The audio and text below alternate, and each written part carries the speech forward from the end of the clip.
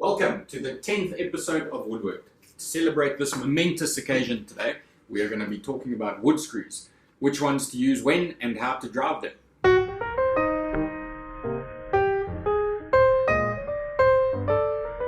So wood screws come in many different shapes and sizes, different lengths, different head types. The most common is the Phillips head. Then we have the slotted head. And then my favorite, what I generally use the most, is the square-headed drive. By far the most common is the Phillips or star head. This can be driven by hand with a screwdriver or with a drill driver. You're going to find it in your kitchen, holding on the doors, in structural purposes, almost everywhere. Downside to the Phillips head is if you grab a handful of throttle too fast or you don't apply too much pressure, you will strip the head on these.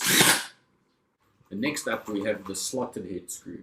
These are becoming more and more scarce, but they still have their place in furniture, I think, especially as a decorative exposed screw. But when you come across these, they are generally stuck. They're generally been painted over on an old door hinge. And I would recommend to keep a drill driver away from them. If you don't have a pilot hole, they are very tricky to get started. You've got to apply a lot more pressure than you think to get it going. And once it gets going, you've got to have a steady, patient hand.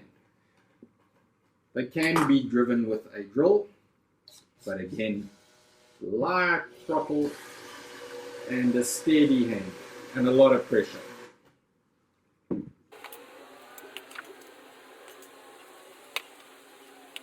So my favorite by far is the square-headed drive. So the reason I started using these is that I can, with one hand, get up onto a step ladder, drill over my head, and drive the screw in. They don't strip as often if you apply the right pressure, and come in many different shapes and sizes, finishes. These have a coating on them for outdoor use. These are really small ones, also with a square drive. So I would say if you're getting started out and you can, don't use Phillips or a slotted head and rather go for something that's got a nice secure fit and is not going to frustrate the daylights out of you by driving them. So the length of screw is obviously very important. If you're joining two pieces of wood together, the general rule that I use is to go double the thickness of the material.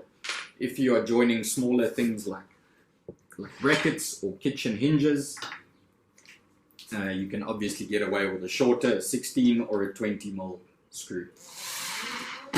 You'd also see that screws, some of them have a very coarse, a widely spaced thread, and others have a finer thread. Again, the general rule that I use, the softer the wood, the coarser the thread, the harder the wood, the finer the thread. Why can't I just nail everything together, I hear you ask?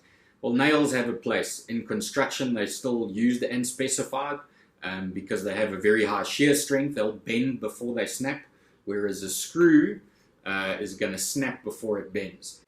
Do you need to drill pilot holes? The short answer is yes, if you want your work to be neater and more accurate. So a pilot hole is taking a drill bit and making a hole through the material slightly smaller than the shank of the screw. So what this does is it creates a pathway for the screw to travel.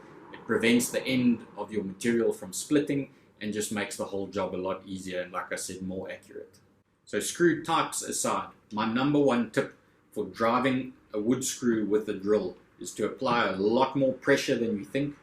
Learn your drill, learn where the throttle takes, start off as slow as possible, and keep your eye behind the drill and your weight over the screw. This will prevent stripping and just make life a lot easier. Take it easy, start off slow, and push hard. I personally want to thank everyone who has subscribed so far, and got some exciting builds coming up next week.